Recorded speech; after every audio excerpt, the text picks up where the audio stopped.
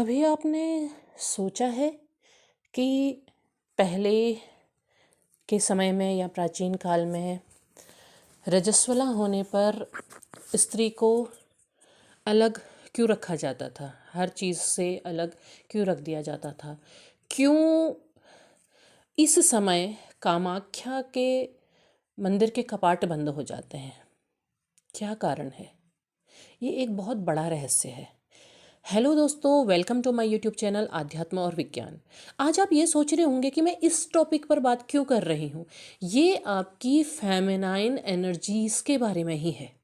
ये आपकी एनर्जी के एक ऐसे समय के बारे में है जिसे जान करके आप लोग जो खुद पर काम कर रहे हैं वो बहुत बेहतर कर पाएंगे, बेहतरी से अपने आप को समझ पाएंगे। इसलिए मैं आज इस टॉपिक को लेकर के आई हूँ। तो वीडियो पर अंत तक ज़रूर बने रहिएगा, बहुत सी बातें आपको पता चलेंगी और आपको जो भी लोग सीरियसली खुद पर काम कर रहे हैं, खुद को बेहतर बना रहे हैं, खुद को डिवाइन एनर्जी से जोड़ने का प्रयास कर रहे हैं, उन्हें बहुत फ़ायदा होगा। तो बात करते हैं कि माह के 4 दिन महिलाओं को अस्पर्श क्यों रखा जाता था, मतलब कि किसी भी चीज़ को छूने नहीं दिया जाता था। बहुत से क्षेत्रों में इसे छुआछूत वगैरह भी कहा जाता है कि नहीं, अभी बाहर है और आप किसी चीज़ को छू नहीं सकते हैं, इस तरह की बात की जाती है। और ऐसे ही समय में माता कामाख्या के जो कपाट होते हैं मंदिर के, वो बंद हो जाते हैं। लेकिन ऐसे समय में तांत्रिकों का जमावड़ा वहाँ क्यों लग जाता है? मंदिर के कपाट बंद हैं, फिर भी वो वहाँ पर क्यों हैं? इस समय जो फेमिनाइन एनर्जी होती है उसकी ऊर्जा अपने चरम पर होती है। हर महिला जो 4 दिन रजस्वला होती है उसकी ऊर्जा का बहाव बहुत तीव्र होता है। इस समय आपका मूलाधार चक्र अपने आप एक्टिवेट होता है, आपको पता भी नहीं है। मूड स्विंग भी होता है, बहुत से महिलाओं के मूड स्विंग हो जाते हैं ना। क्यों हो जाते हैं? क्योंकि आपका जो हार्मोन्स होते हैं वो ऊपर नीचे होने लगते हैं। अब जो लोग खुद पर काम कर रहे हैं, जो कंटिन्यूअसली अपने ऊपर काम कर रहे हैं, उनके मूड स्विंग इस दौरान नहीं होंगे। लेकिन बाकी के लोगों के मूड स्विंग्स होंगे। बहुत लोगों को सर दर्द होता है, बहुतों को पेट में दर्द होता है। वो इस चीज़ को नहीं समझ पाते हैं। डिवाइन पावर की जो ये फेमिनाइन एनर्जी की जो ये डिवाइन वाली एनर्जी है, इसको नहीं समझ पाते हैं। अब इसे क्या किया गया कि जब प्राचीन काल में, जब शुरुआत में रखा गया कि 4 दिन आप अस्पर्श रहेंगी, मतलब आप किसी काम को नहीं करेंगे, आप किसी चीज़ को छुएंगे नहीं। इवन अगर आप शादीशुदा हैं तो पुरुष भी आपका स्पर्श नहीं कर सकता है। हर चीज़ से अस्पर्शया आप हो गई।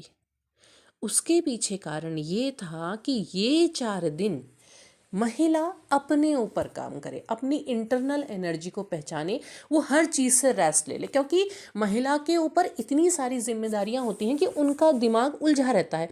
अभी मैंने खाने बनाना है, अभी मैंने बच्चों को देखना है, अभी ये करना है, अभी ये करना। तो वो पूरे समय जो उनके दिन के 24 घंटे में से अगर 18 घंटे का समय कहा जाए तो उनका दिमाग उलझा हुआ होता है। तो ये 4 दिन, हर माह के ये 4 दिन वो रेस्ट करती है, वो आराम करती है, वो खुद पर ध्यान देती है, खुद की इंटरनल एनर्जी को समझने का प्रयास करती है। अगर जो लोग इस समय इन 4 दिनों खुद पर काम करते हैं, खुद के अंदर झांकते हैं, तो वो अपने आप को बहुत बेहतर पहचान सकते हैं। वो अपनी एनर्जी के बहाव को बहुत अच्छा कर सकते हैं, मतलब ऊपर को लेकर के आ सकते हैं। एनर्जी का बहाव नीचे हो जाता है ना, आपके ओवरी का मुंह घूम जाता है और 4 दिन आपको फ्लो होता है। अब इस समय अगर आप खुद पर ध्यान देते हैं तो इस समय, क्योंकि आपका मूलाधार चक्र एक्टिवेट है, तो आप अपनी ऊर्जा का बहाव ऊपर को ला सकते हैं। फ्लो तो रहेगा ही, फ्लो तो बंद नहीं होना है, लेकिन वो जो ऊर्जा है जो दिखाई नहीं दे रही है वो आपके ऊपर को उठ सकती है,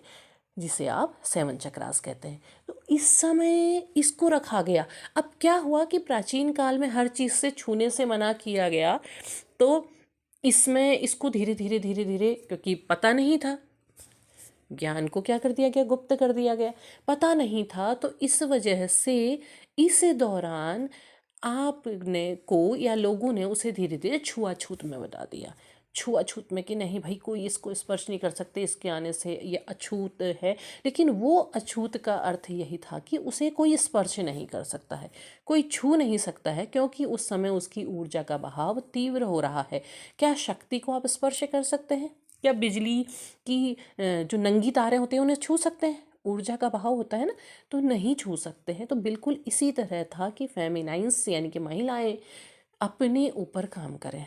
इस दौरान हर माह में 4 दिन वो अवकाश लें जहाँ पर वो किसी भी चीज़ को स्पर्श ना करें। अब बहुत से लोग के प्रश्न हो सकते हैं कि क्या हम मंदिर पूजा नहीं, क्योंकि आपको हर चीज़ से वो कर दिया ना, आप किसी चीज़ को स्पर्श नहीं कर रहे। क्यों?